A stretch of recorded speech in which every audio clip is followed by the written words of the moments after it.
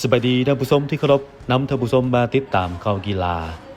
รับพ้องเอาสหพันธ์กีฬาพิกเกอร์บอลแห่งชาติลาวกลายเป็นสหพันธ์กีฬาน้องใหม่ล่าสุดของประเทศลาวเมื่อวันที่30กรกฎาคม2026ที่กระทรวงศึกษาธิการและกีฬาได้มีพิธีประกาศรับพ้องการสร้างตั้งคณะบริหารงานสหพันธ์กีฬาพิกเกอร์บอลแห่งชาติลาวอย่างเป็นทางการโดยมีท่านกิ่งมโนพรหมมหาไสย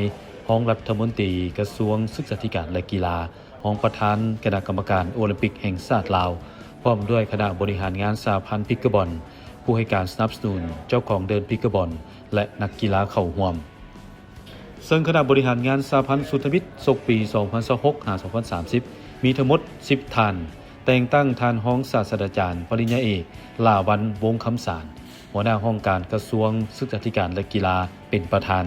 มีห้องประธาน2ท่านคือท่านแอ็กเซนอโนไทยผู้อำนวยการสโมสรกีฬาอโนไทยและท่านสินสวรรค์แก้วบรรไซหัวหน้าผู้บริหารบริษัท Energy Tech Solar นอกจากนี้ก็มีเลขาห้องเลขานายคลังฝ่ายบัญชีและกรรมการอีก3ท่าน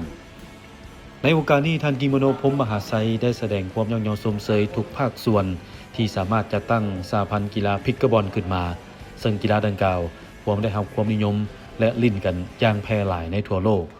แต่ก็ตามเมื่อสร้างตั้งสหพันธ์ขึ้นมาแล้วคณะบริหารงานต้องมีการแบ่งหน้าที่รับผิดชอบอย่างละเอียดรวมถึงการสร้างนิติกรรมกฎระเบียบคุ้มครองให้ชัดเจนมีการวางแผนยุทธศาสตร์การพัฒนากีฬาอย่างละเอียดเฮ็ดให้มีการพัฒนาเติบใหญ่ขยายตัวอย่างกว้างขวางโดยซุ่มใช้ให้มีกระบวนการแข่งขันอย่างต่อเนื่องเพื่อส่งเสริมการพัฒนากีฬาพิกเกิลบอลลาวให้เป็นที่รับรู้และมีการลิ้นอย่างแพร่หลายในสังคมลาวซึ่งท่านได้แนะนำให้เริ่มจากโรงเรียนในนครหลวงเวียงจันทน์โดยเฉพาะโรงเรียนนาซาดที่มีความพร้อมด้านพื้นฐานโครงสร้างอยู่แล้วโดยเอากีฬาพิกเกิลบอลนี้เข้าไปในชั่วโมงกีฬาของโรงเรียนอันนึงก็เพื่อเป็นการเผยแพร่กีฬานี้ให้กว้างขวางพร้อมเดียวกันนั้นก็เป็นการเฮ็ดให้นักเรียนมักคักในการเล่นกีฬาห่างไกลจากสิ่งเสพติดและอบายมุขต่างๆขณะที่ท่านลาวันวงศ์คำสารก็ได้ต่างหน้าสหพันธ์กล่าวแสดงความขอบใจต่อทิศสีน้ำอันมีคุณค่าของท่านรองรัฐมนตรีพร้อมทั้งจะนำเอาทิศสีน้ำดังกล่าวไปพันขยายเป็นแผนงานแผนเวียกละเอียดเพื่อพร้อมกันพัฒนากีฬาพิกเกอร์บอลให้เป็นที่นิยมในสังคมโดยจะสู่ส้นให้เป็นกีฬาสาธิตในงานมหกรรมกีฬาแห่งชาติครั้งที่13ในปี 2028ที่แขวงจำปาสักเพื่อคัดเลือกได้นักกีฬา